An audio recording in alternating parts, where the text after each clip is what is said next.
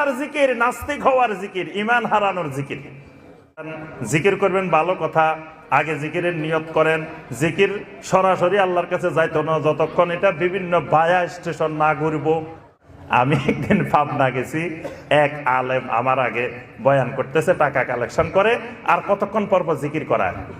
কয় সবাই জিকির করেন লা ইলাহা, আর কয় না, শ্রোতারা কয় কি ইল্লাল্লাহ, উনি খালি কয় লা ইলাহা, শ্রোতারা কয় ইল্লাল্লাহ।